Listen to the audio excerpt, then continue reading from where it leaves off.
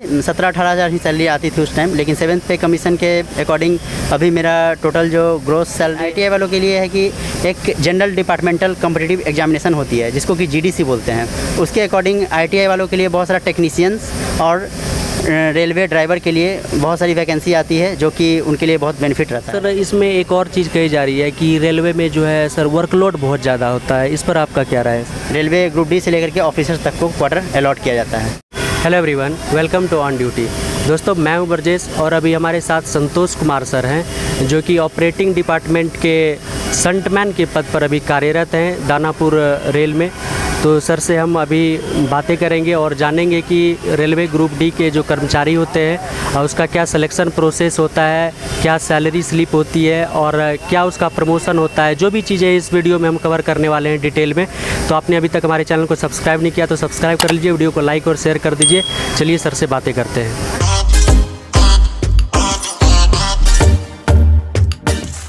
Sir आपका नाम क्या है? मेरा नाम संतोष कुमार हुआ। ओके सर, आप कहाँ से हैं? मैं पटना से हूँ। ओके सर, आप कब सेलेक्ट हुए थे? मेरा सिलेक्शन 2014 में हुआ था। सर किस पोस्ट के लिए आपका सिलेक्शन हुआ था सबसे पहले? मेरा सबसे पहले सिलेक्शन हुआ था 2014 में ऑपरेटिंग डिपार्टमेंट में पॉइंट्समैन के रूप में। ओके सर, आपका सर कौन सा ये मंडल है? मेरा दानापुर मंडल में मैं कार्यरत हूँ। ये ग्रुप डी की क्या जॉब प्रोफाइल रहती है, सैलरी क्या रहती है, इसके बारे में सर आप बताइए। हाँ बिल्कुल, मैं बताऊँगा इसके बारे में। इसका जो सिलेक्शन प्रोसेस जो है शुरुआती दौर में वो RRC लेती थी, अब जो कि RRB लेने लगी है। ठीक है, RRC के द्वारा चतुर्थ वर्गीय कर्मचारी जिसको कि ग्रुप डी बोलते हैं उसमें 1800 लेवल के पद को इसमें सिलेक्शन प्रोसेस में इसको डाला जाता है 1800 ग्रेड पे वाले को, जिसमें कि ऑपरेटिंग डिपार्टमेंट सबसे बढ़िया होता है, स्टोर होता है, मैकेनिकल होता है, इंजीनियरिंग होते हैं और भी एक दो डिपार्टमेंट होते हैं जैसे कि मेडिकल डिपार्टमेंट हो गया, सेफ्टी से जो रिलेटेड है वो सब। ठीक है। सैलरी पैकेज सर क्या रहती है? देखिए 7th पे कमीशन के अकॉर्डिंग इसका जो सैलरी पैकेज है वो मिनिमम फर्स्ट टाइम जब ज्वाइनिंग के इनिशियल पोस्टिंग के टाइम में 18,000 per month plus DA plus HRA और उसके अलावा ट्रैवलिंग अलाउंसेज, इन सब मिला करके बेसिकली अगर देखा जाए तो 25,000 on hand salary initial stage में मतलब बनता है इसका सैलरी ग्रुप डी स्टाफ का। ओके सर, और अगर इसके प्रमोशन की बात करें तो उसका सर क्या प्रोसेस है? बिल्कुल, इसके बारे में प्रमोशन की बात करूँ तो मैं जो जैसे स्किल जिनके पास स्किल है वो इसमें ग्रुप डी में भी आ करके बहुत अच्छा प्रमोशन अपना पा सकते हैं। इसमें आने के बाद अगर कोई डिप्लोमा किए हुए हैं, ग्रेजुएशन किए हुए हैं और भी जो मतलब स्पेशलाइज्ड कोर्स होते हैं उसके अकॉर्डिंग बहुत सारे इसमें आगे आने के बाद डिपार्टमेंटल एग्ज़ाम दे करके आप प्रमोशन पा सकते हैं। सर इसमें कहा जाता है कि ITI का रोल बहुत बड़ा होता है, ITI करने वालों के लिए सर इसमें क्या बेनिफिट है? हाँ बिल्कुल, ITI करने वालों के लिए है कि ITI वालों के लिए है कि एक जनरल डिपार्टमेंटल कॉम्पिटिटिव एग्जामिनेशन होती है जिसको कि GDC बोलते हैं। उसके अकॉर्डिंग ITI वालों के लिए बहुत सारा टेक्नीशियंस और रेलवे ड्राइवर के लिए बहुत सारी वैकेंसी आती है जो कि उनके लिए बहुत बेनिफिट रहता है वो उसमें। ठीक है। ओके सर, अगर बात करें कि अभी आपको लगभग जॉब करते हुए 8 से 9 साल हो गए, तो अभी आप जिस पोस्ट पर हैं तो उस अकॉर्डिंग सर इतने दिनों में सैलरी में कितनी सर इजाफा हुई?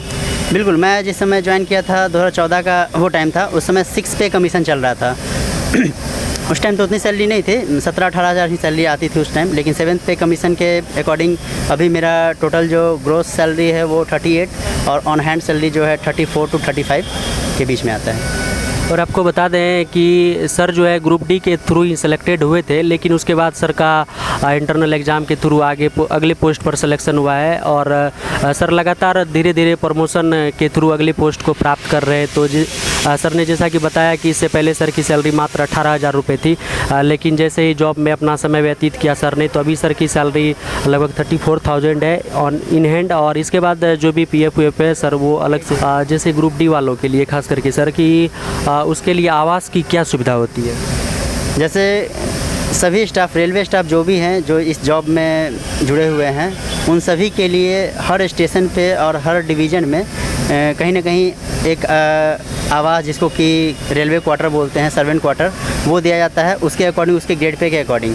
अगर कोई ग्रुप डी स्टाफ है 1800 ग्रेड पे है उसका, तो उसको टाइप 2 क्वार्टर, अब तो मिनिमम टाइप 2 ही है, पहले टाइप 1 भी था, टाइप 2, टाइप 3, टाइप 4 ऐसे रेलवे ग्रुप डी से लेकर के ऑफिसर्स तक को क्वार्टर अलॉट किया जाता है। ओके सर, अगर लास्ट में ये बात करें कि इसमें ऐसा कहा जाता है कि रेलवे की जॉब में सर बच्चों के लिए भी कुछ सर मतलब इसमें सुविधा होती है, बच्चे के लिए, परिवार के लिए, तो उसका सर मतलब क्या प्रोसेस है? बिल्कुल, इसमें फैमिली वालों और बच्चों के लिए भी है। जैसे बच्चों के लिए चाइल्ड एजुकेशन के तौर पे एक बच्चे का साल में 27,000 रुपये उनके द्वारा दिया जाता है, रेलवे के द्वारा प्रोवाइड किया जाता है पढ़ाने के लिए। उसके अलावा रेलवे में जो कार्यरत कर्मचारी हैं उनके बच्चों के लिए अगर बहुत अच्छा 10th में मार्क्स आता है, टेक्निकल कोई कोर्स करना चाहते हैं तो उसके लिए सरकार रेलवे गवर्नमेंट उसको टेक्निकल कोर्स के लिए पैसा देती है उसके अकॉर्डिंग, उसके इंस्टीट्यूशन के फ़ीस के अकॉर्डिंग। उसके अलावा अगर वो 10th में बहुत अच्छा, 12th में बहुत अच्छा करता है तो उसको लैपटॉप और ये बहुत सारा गैजेट सब, इलेक्ट्रॉनिक गैजेट सब भी दिया जाता है। ओके सर, टोटली आपके कहने का ये अर्थ है कि सर बच्चों को भी और परिवार वालों को भी बहुत अच्छी फैसिलिटी दी जाती है। फैमिली वालों के लिए जैसे कि फ्री पास, जो रेलवे सर्वेंट को जो पास दिया जाता है उसके अकॉर्डिंग फैमिली वालों को भी वो पास से रेल से सफ़र कर सकते हैं, फ्री पास होता है वो। आप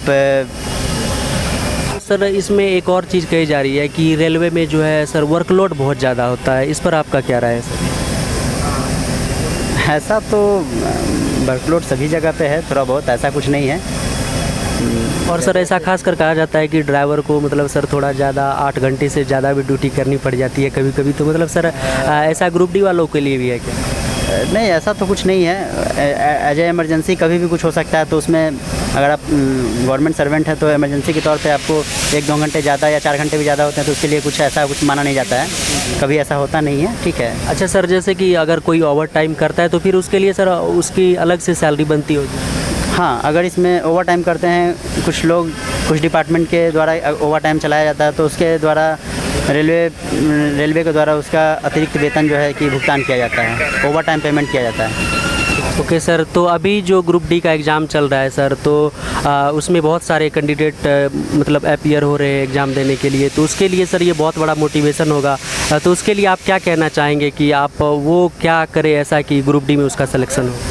बिल्कुल, अभी जैसा दौर है, अभी जैसा माहौल चल रहा है, जैसा आप लोगों ने देखा कि जॉब क्राइसिस बहुत अधिक है, तो मैं यही कहूँगा स्टूडेंट से कि जो भी इस जॉब को लेना चाहते हैं, पाना चाहते हैं और इसमें आगे अपना करियर को सुधारना चाहते हैं, तो बेसिकली जो जैसे इसका 10th स्टैंडर्ड का जो क्वेश्चन होता है, जीके, जीएस, रीजनिंग, यही सब इसमें पूछा जाता है और इन सब को ही करके वो अपना आगे बेहतर स्कोर कर सकते हैं जिससे कि उनका सिलेक्शन हो पाएगा। ठीक है।